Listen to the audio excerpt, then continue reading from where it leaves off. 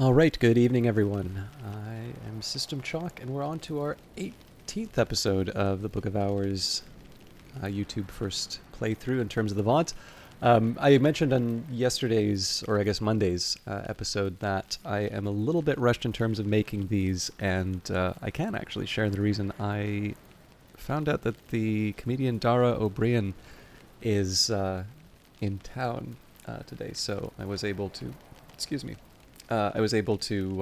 get some tickets to that, and I will be heading out before too long to check that out. Actually, I'm quite excited because obviously in Canada I don't normally get a chance to see talent like that. We have our own talent, but I do watch more than a little UK television, usually through clips on YouTube and such. But that is the reason why, if these feel a bit rushed, and which I'm trying not to do, it's just because I'm under a time pressure not to miss a performance. So, and I don't know. You can all ask me next week how it went, but I kind of know what I'm getting into, and I'm looking forward to it. So, Denzel is already working on the Grand Descent. We are reading Apollo and Marsyas. In fact, maybe I can read more of the text here. In the original myth, Marsyas lost the musical contest and was flayed by Apollo, who later regretted it. In this version, Marsyas' skin has a further history. We will be continuing to upgrade the miner, but at this point we've got all of our elements of the soul accounted for, so the only other thing I might want to do would be to recover maybe my core or heart, which is one of the reasons why I committed that to the miner ahead of time, just in order to be able to level up one of the skills. In fact, I think that's one that I think I'm going to renew that just as a default, because it seems like something good to do, and it's not that expensive if I make a mistake. So Tubbins will buy me a hearty meal in a quiet place where I can rest and gather my thoughts. So use the sixpence. It is spring, and the landlady has served me a slice of her stargazy pie, with the pilchard heads poking cheekily through the hot crust. So, we still have the hourglass to give our companion. Carved snakes writhe down the frame. A prominent inscription reads, "To the librarian Gervinius, in earnest of our wager." So, of course, there does invite the question in terms of who gave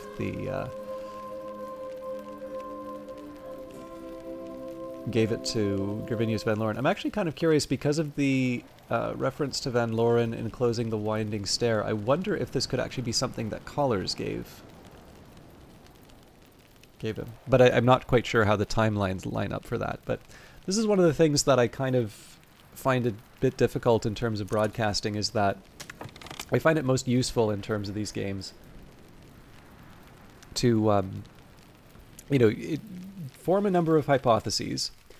And generally, if it doesn't work out, it's usually going to be very obvious. Like, I think there can be a little bit, and I talked about this a bit yesterday, right, where people can feel worried that they're missing out on a perfect playthrough of Book of Hours. And, with that in mind, there can be a certain fear of being wrong, and somehow being wrong is like a bad thing, and you must avoid it at all costs.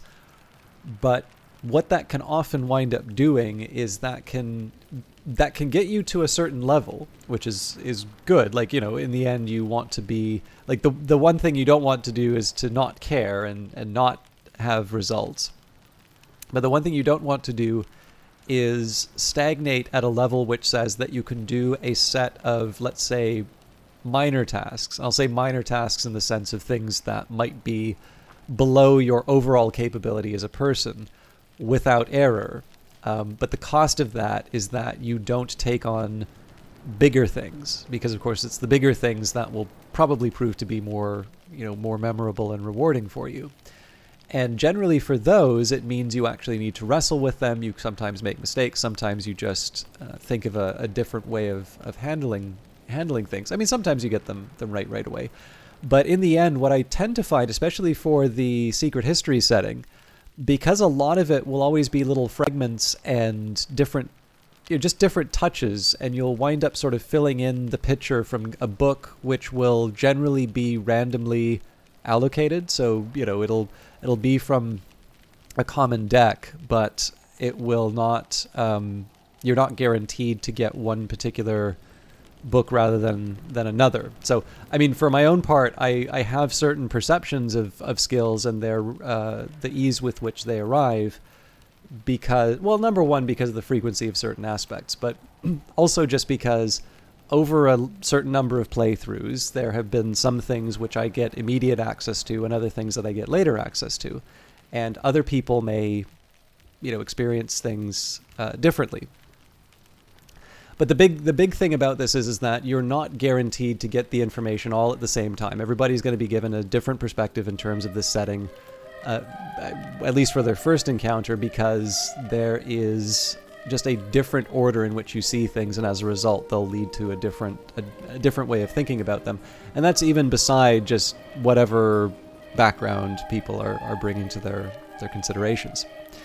So the challenge is that if you focus too much on always getting it right, well, then what you're cutting off are those big leaps, which sometimes lead to, unhelpful places. They don't accomplish anything, but sometimes they lead to interesting trains of thoughts, even if on their own they don't necessarily provide you anything that you would have thought as useful. So, like you say, oh, I wonder if it's in reference to this hour, and it turns out it's a completely different hour, and there's definitely a text in the game which confirms which one it is, and maybe you forgot it, maybe you didn't run into it before, and that's it. And there's nothing wrong with that, because in the end, the game already has the mechanism to correct you if you get that wrong. And from that you build up your understanding, but you've done the work. Whereas if you are worried and you sit down and say, I can say nothing about this until I have the smoking gun, well, there will be a set of things that you understand about the setting, because there are some texts. For instance, who is the new king is the question. Well, that question, it turns out, actually gets answered in the game. It's not left to implication. There is a specific name that is given. But, whether or not you figure it out ahead of time, or maybe, you didn't necessarily know that would be what the, that was something that you'd find out inside the game, you may want to follow that thread because you find it interesting. And again, it would be such a shame to miss out on the opportunity because of the way, because of this fear that you might get it wrong. So in general, what I've tended to find is that it can be very helpful to just sort of take a few flights of fancy, see where you go with it. And then just sort of over time, as you get more information, you start sort of filtering out the ones that weren't very helpful. But what you do is you get to retain those nice cores. Now, unfortunately, I got slightly distracted while I was talking about that, and so I completely forgot where I was originally going with it. But we will move on because we've got Apollo and Marsyas. But if I can recall, there was a bigger point that I'd meant to make, but it wasn't one that was worth holding up the stream, the broadcast that long for, so we'll move on. So the skin of Marsyas gives oracles and is later smuggled to Phrygia, where the priestesses of Sibyl use it for a drum. At the climax, the striking of the drum drives would-be violators of the priestesses to suicidal madness. The opera ends with a wistful hymn from the youngest priestess on the beauty of mountain pines. Oh, right, yeah, sorry, it was the Van Loren, I think it was the Van Loren Callers connection. So just in terms of those sorts of threads, what I usually do is I just sort of file that way as a memory. It's like, okay, so this is something that I might want to think about later, or something that I might want to think about over time. And as more information kind of becomes available to me, I can sort of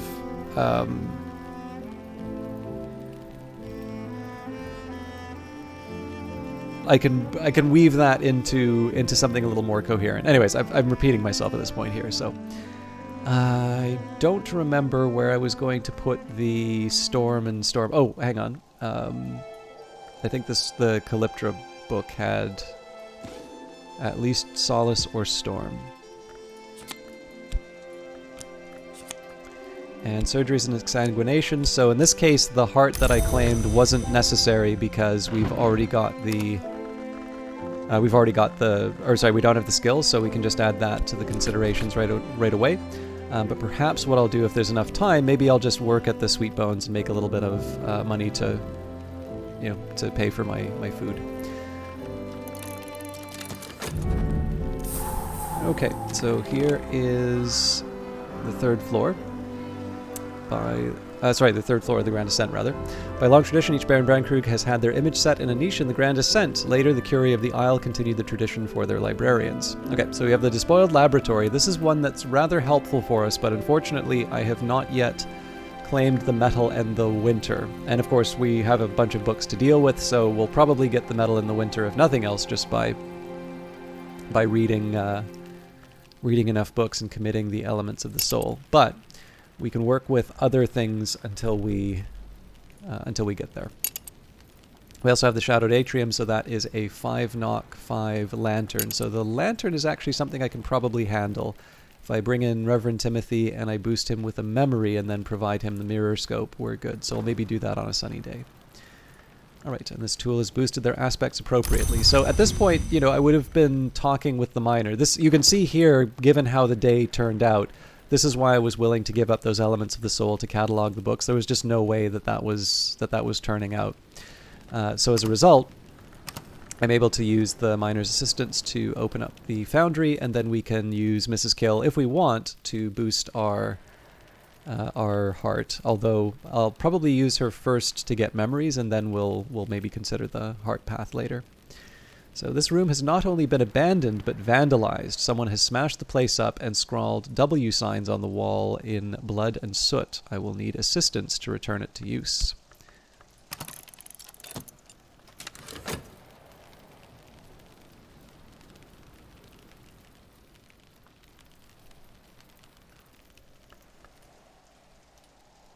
I suppose not much has really changed in terms of the texts that I have. I still have the same capability of reading the various texts and such. But again, this is still in line with what I was sort of talking about in terms of the various priorities throughout the game.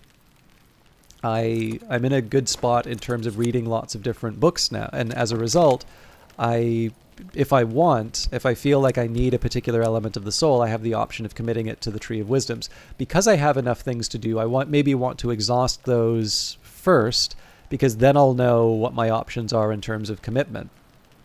But, if I feel like I need the Wist, the more skills that I gain, the closer I get to gaining those options. So, under the leaf on the Tree of Wisdoms, surgery entails the flow of blood, and the flow of blood entails purification, but the door also opens the other way. So, as always, we'll take a quick minute here just to see what we can commit. So, Kilisimi is something that you can commit to the Tree of Wisdom, so that will be a Skolakosophy or a Bosk. In this case, that's Health or Arab, two things that we already have. But surgeries and exsanguination, so this is a Preservation and Hushery. So Preservation is another core, Hushery is a Wist, and that becomes interesting, right? I'm not going to commit it yet, and it's not because I don't need the Wist, it's just because I have other options available.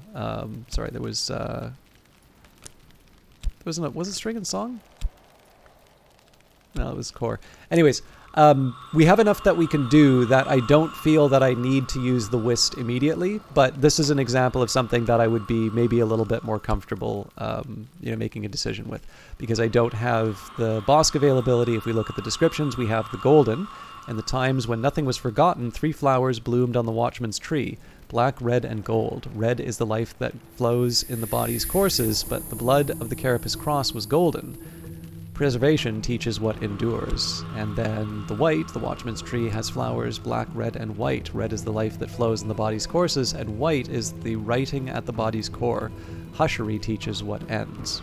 So, two very different perspectives, and I haven't really settled on what would maybe be appropriate to the character that I have, but it's one in which I can sort of imagine both, as opposed to sort of seeing references to gods from nowhere, which, that kind of makes you feel a greater sense of danger, and as a result, at least for me, I am less likely to commit those.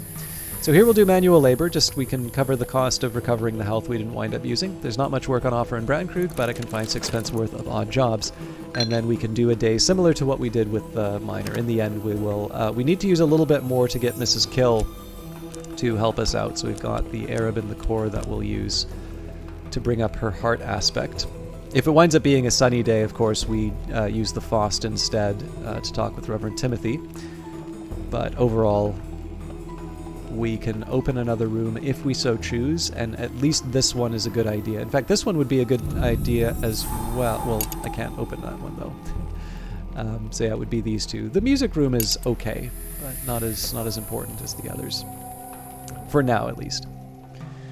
The Foundry. This room was set aside for metal working by Hendrik de Wolf. There's always been a smithy in Brandkrug village, but Hendrik wanted to make sure that he could have his pistol balls cast and his prisoner shackles mended, even if the villagers were feeling rebellious. When Ambrose Westcott arrived, he had little use for shackles and less for pistols.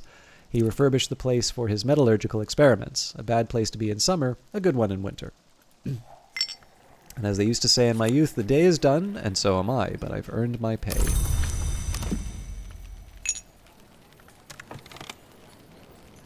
So inside the smithy, we have got the Foundry. So this will accept knock, edge, scale, and forge. I've not used the Foundry as much as I kind of hoped I would, but it's an option that I have. So in addition to the soul skill and memory, pretty much every crafting is going to have soul skill and memory related to these the workstation aspects. Not every one. I think the music would be a good example of an alternative. Actually, I could be wrong on that. Let's take a second to double check. Nope, even that one has the soul skill. For some reason, I was feeling like there was one which didn't have the same setup. But this one will take metal and fuel. So in this case, glass, metal, and stone, and then fuel, liquid, and fuel. So interestingly enough, Solomon's preparation, even though it's not a fuel, can be added to the Foundry as an input if you so wish. But maybe the more interesting one, and it's one that I find easy to overlook, at least I forgot to unpause, my apologies, is the sand. So whispering sand, white silver sand, in which the voice of the wave lingers. Oh, sorry, maybe it wasn't whispering sand, maybe it was one of the other sands. Did I forget to get sand? Anyways, there is, the sand counts as glass, or at least it previously used to. All right, an offer from Oriflammes. Oriflammes, established in 1776, sent Sign Sciences. Dear librarian, we would like to offer you this opportunity to purchase the Book of Dissolution. This would take up all my Spintria, and you'll notice that I've had a pretty good run of getting languages, so I'm reluctant to buy this one right now. I am going to get Mrs. Kill for the memories no matter what, so we'll commit the Arab here. Mrs. Kill's mood always improves when I drop by. Mrs. Kill stands ready to help. You always cheer me up, she says morosely. And we'll see what the weather brings. It is also a sunny day, so that's an opportunity for us to talk with our friend Reverend Timothy. Reverend Timothy enjoys thoughtful conversation, prayer, and tea. He'll even offer assistance in return for a 1 shilling donation to church funds. We do appreciate the contribution.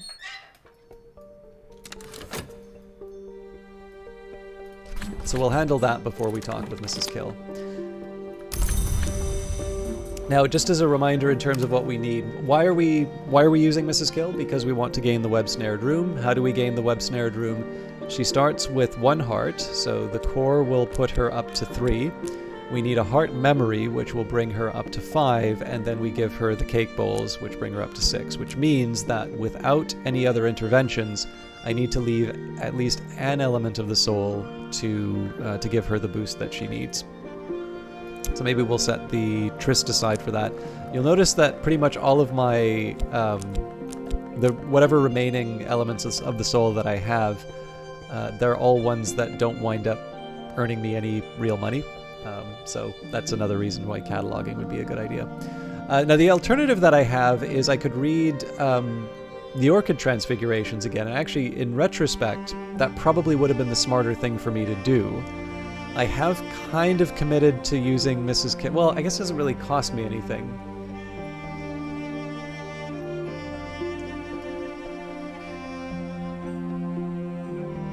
Nah, we'll go for the web snared room, but I think probably I should have read the Orchid Transfigurations, if I'm completely honest. But yeah, we'll start by waiting for Reverend Timothy, because we can give him 2 minutes with, 1 minute with the mirror scope and the sunny day, and then we can move up in the world. Reverend Timothy, rector of Brandkrug, ordained by the Church of the Unconquered Sun, a learned man, blessed in the tally and the gate and the light.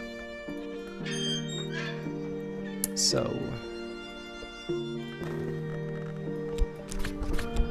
talk about the weather, more useful than one might expect, especially in Britain. I didn't say it was going to be the Shadowed Atrium that I did that with, was it? It's a little silly if I did. Well, not exactly, because I'd be hiring him no matter what.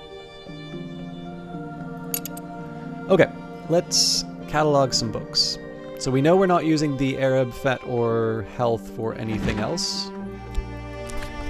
But we are still going to catalog one at a time, just because I may change my mind and want to read a particular book. Actually, it did occur to me I could use the Health to read the Orchid Transfigurations. So I'll keep that one in reserve. We'll see where we're at by midday.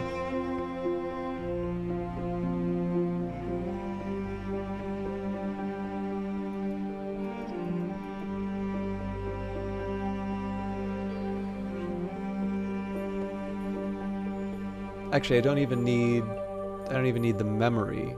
Yeah, we're good. I can read that right away because I have the cake bowls. But I want to give those to Mrs. Kill first, so I will... Right, I need to give her the cake bowl boost first, then I use them as an input.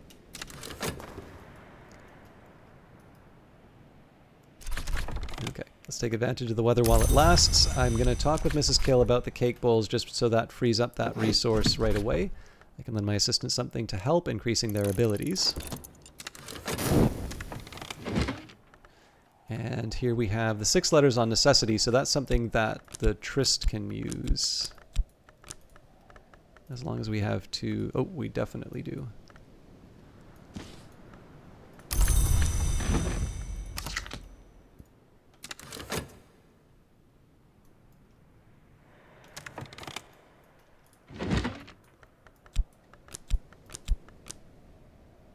So I guess it's just the Fet for cataloging at this point. It would be helpful if I remembered to use the right desk. I can't remember if Ambrose... I don't think I have a rose desk now that I think of it. I do have a moth desk, though. This book was probably written around the time of Hush House's baronial period, roughly the 1500s to 1700s. If I examine it, I can learn more about what knowledge it might contain. Okay. For the Orchid Transfigurations, I'm already using up Natan's desk, so I suppose, although the winter... No, that's scale. So weaving and not working wouldn't help. And yeah, 6 letters on necessity, there's also the same argument. Well, I can use consider, though. But that would lock that up. No, that's fine, because this will be the first book that I read anyway. So we will read the 6 letters on necessity, warnings and confessions about the cost of the secret arts, addressed to a student by the 17th century magus and reputed immortal, Julian Cosley. And here we will take resurgences and emergences. Moth choice. I can master this mystery. Enough moth to match mystery moth.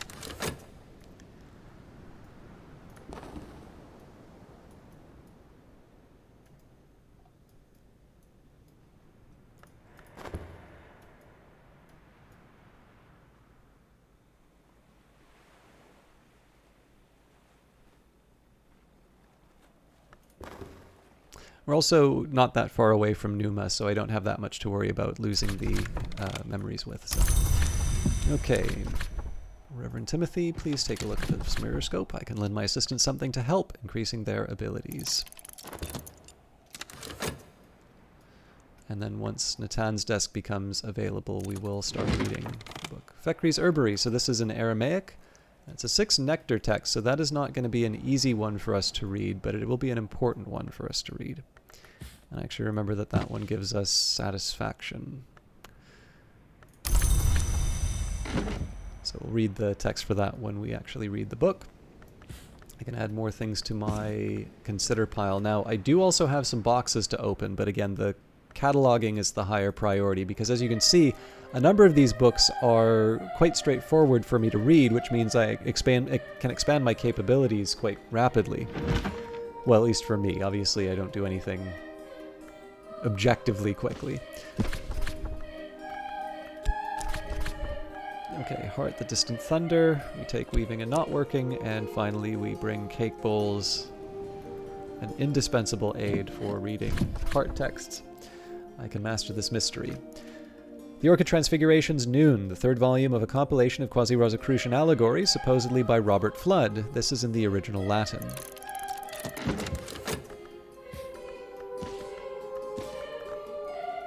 So we're also making good progress. You can sort of see how, excuse me, the logic of the...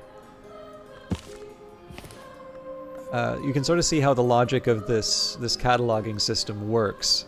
We're making meaningful progress on a set of books that are most likely to occupy our elements of the soul. And we're expanding our capabilities, meaning that when we get to the harder books, we also have a chance of being able to handle those as well. There will probably be a point where that crashes and I just wind up cataloging too many books that I can't read, or, you know, I sort of run out of gas in terms of being able to get all of the tasks that I wanted done. But that's fine, because then we just revert towards opening parts of the house again. So for instance, I didn't need to renew the Faust because we were able to use the Sunny Day to boost Reverend Timothy up to the 5. Alright, the Shadowed Atrium. This has long been a holy place, but in the absence of prayers, other influences have crept in. I'll need help to purify it step by step. Now, Mrs. Kill, we're not quite ready to commit to opening the room yet, so let's use her for memories. Mrs. Kill has seen more of the world than she usually lets on. Conversations with her yield the occasional surprise. And depending on how these conversations go, we may not want to open the web-snared room after all. We may just want to use core for other things. Cosley's tone is urgent, as if he suspected he may have little time left.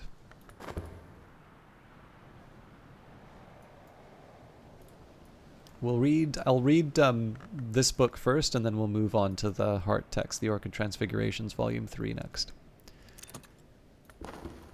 Their tizen can be no tizzer. Mrs. Kill, as every local gossip knows, came from France to marry Mr. Kill, but there's scant trace of the continent in her accent now.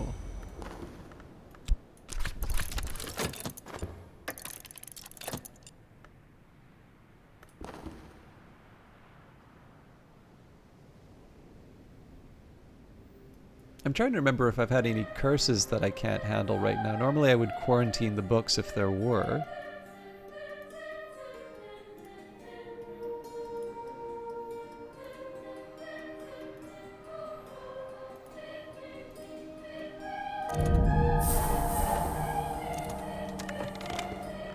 Okay, the hindsight doesn't really give us anything to work with, but that's fine.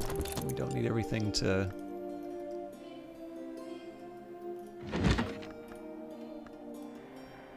There's certainly no way that I would put cursed texts in the same room here. Yeah, I still need a better filing system, but...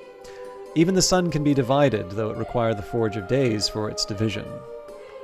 Okay, so here we've got Transformations and Liberations, so that's a straightforward one for us to open, and this gives us Foresight. Now, I seem to recall we had a book that already gave Foresight. Whew...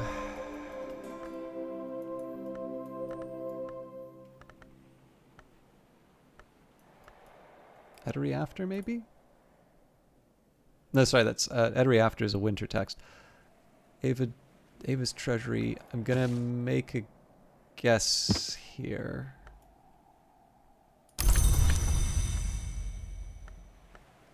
This will be very good. I think by the end of doing all of this, I will have a very good memory for what texts do what, but right now, it's a struggle. Alright, use this lesson to acquire a new skill. And from the Orchid Transfigurations, we have A long dialogue between the Mountain Mother and the Vigilant Storm describes the ways in which both mountains and storms end, and the protections they use against those ends. Oriflams, thanks you for your continued interest. So I may need to start making some decisions as far as how the rest of the day goes. So for instance, I do not have anything to get a storm memory from. Or solace. Okay, gossip. Another leaf on the Tree of Wisdoms. Forge and Moth are less different than we think. Every change is in some way a release.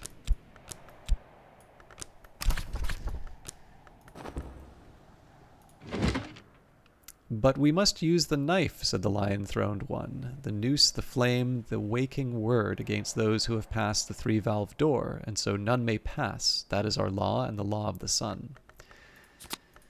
So Solace, that's what we needed for Mrs. Kill, and Megaphine Mysteries will not require that Solace, so we have what we need to be able to open another room. Acquire Megaphine Mysteries, use this lesson to acquire a new skill.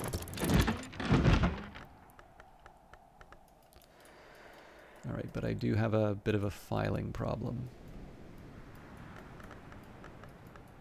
So I think for this one we'll move this off to the side. It's similar but not identical to the storm, so I'm right now trying to keep these things in sort of logical groupings.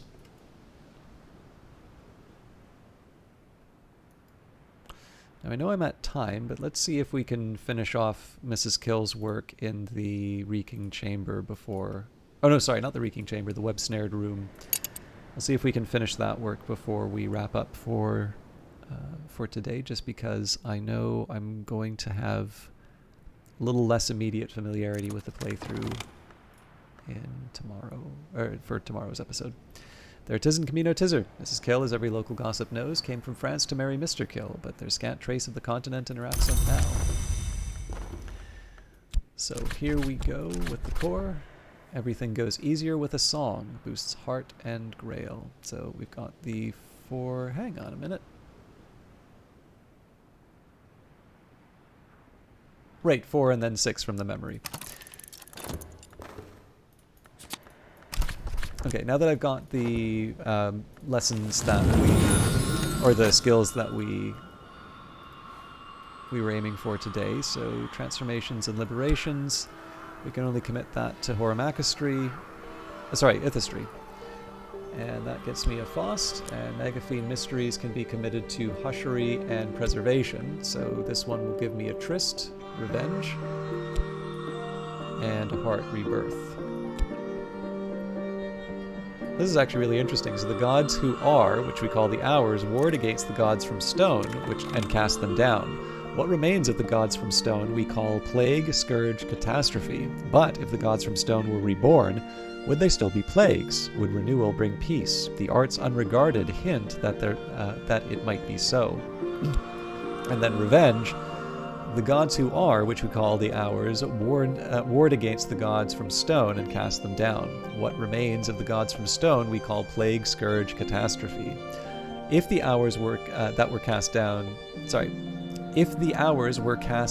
in their turn, would the gods from stone be satisfied? Would revenge bring peace? The night arts hint that it might be so. So not necessarily as different in terms of outcome, in the sense of, there's this idea of plague, scourge, and catastrophe being sort of tranquilized, but clearly there is a very big difference between rebirth and the destruction of the existing Hours. And I don't know what this implies with the gods from nowhere, supplanting the existing ones, but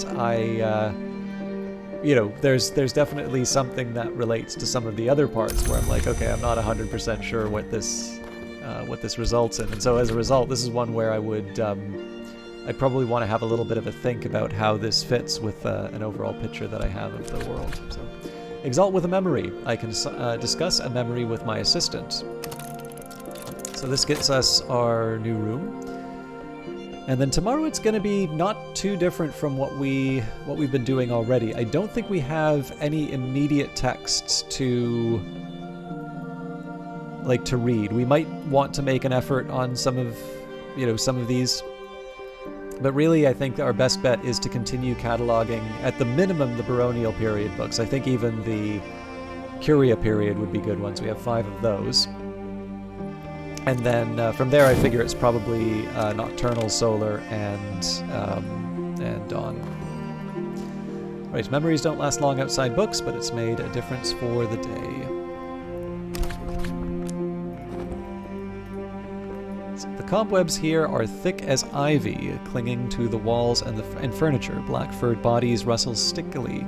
Van Loren was creative here. Many of the spiders are probably only seemings, but the webs are real, and it'll be long and tiresome work clearing away the webs.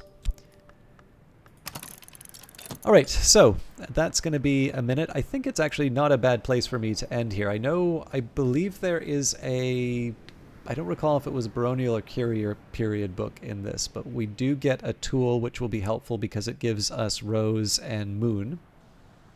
And so that may mean that there's a couple of books that become accessible to us.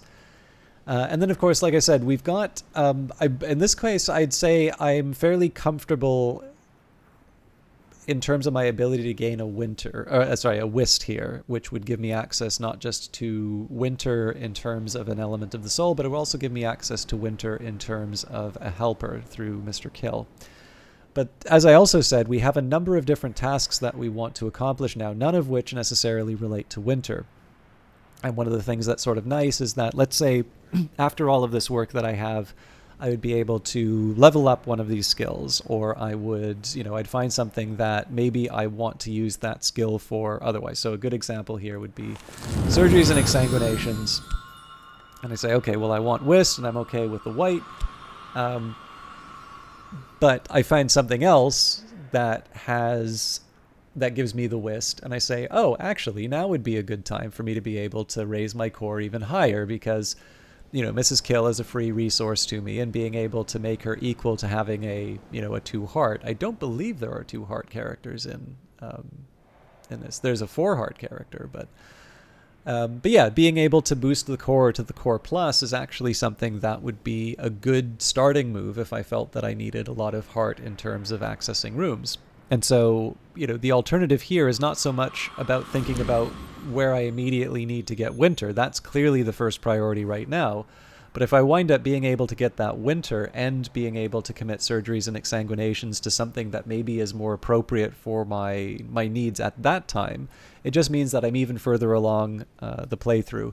And I think, not that I want to focus too much in terms of the video series, but I would imagine that this is probably the biggest difference between people who really feel for some reason that I need to be committing things to the Tree of Wisdoms like right away, as opposed to taking a longer view. The only thing I'm really missing out by not committing these things to the Tree of Wisdom is the extra action during the day, which is not nothing, right? I can make more money, I can catalog more books, I can do a number of extra things with an element of the soul, and so there is a cost to delay. But in the end, if the result of that is enabling me to a point where I'm actually really feeling the pinch, where I'm feeling like I need to rely on people that don't come consistently or maybe come every season, being able to overcome those frustrations with maybe a slightly more appropriate skill selection based on the current circumstances, I just happen to place a little bit more value to that than other people might. So for people who are getting really bothered by that, I'm hoping that can offer a different perspective, although I certainly don't want to imply that it is a better one. The other mysteries that will remain, in addition to the web-snared room, would be the description of the atrium, but I have gone 10 minutes over, and I have somewhere to be. So thank you everybody for watching. We'll be back tomorrow with another episode, and I hope to see you there. Take care.